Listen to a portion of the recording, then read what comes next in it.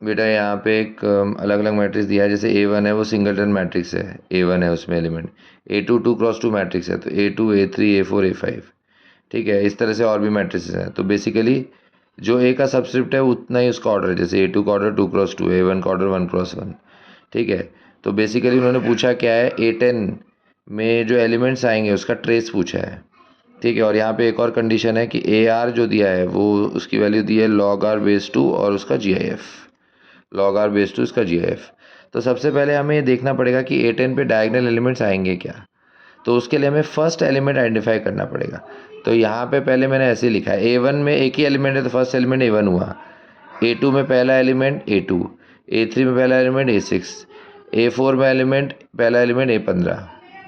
अब A2 में से A1 माइनस किया तो 1 आया, A3 में से A2 माइनस किया तो आया 4 जो कि 2 स्क्वायर है, A4 में से A3 माइनस किया है तो आया 9 मतलब 3 स्क्वायर।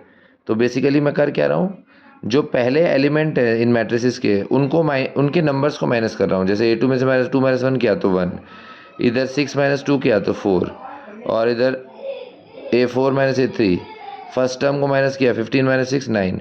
तो उससे हम पैटर्न प्रिडिक्ट करने का कोशिश कर रहे हैं। तो बेसिकली जो इसका सेकेंड वाले मैट्रिक्स का नंबर होता है उसका स्क्वायर आता है। तो जैसे A10 A9, A10 के पहले एलिमेंट और A9 के पहले एलिमेंट का माइनस करेंगे तो 9 स्क्वायर आना चाहिए 81। अब इसको क्या करा हमने, ऐड कर दिया, तो उससे क्या खाली A10 A1 बचा, 1 स्क्वायर 2 स्क्वायर 3 स्क्वायर से 9 स्क्वायर। तो यहाँ पे स्क्वायर्स का फॉर्म लगाएंगे n+1 2n+1/6 9 10 19/6, तो वो 285 आता है।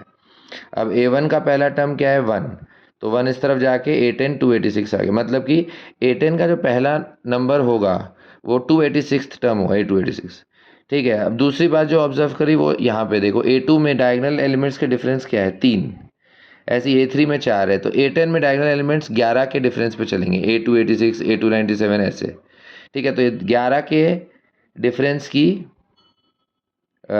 AP बनेगी, ठीक है, 11 के डिफरेंस की AP बनेगी।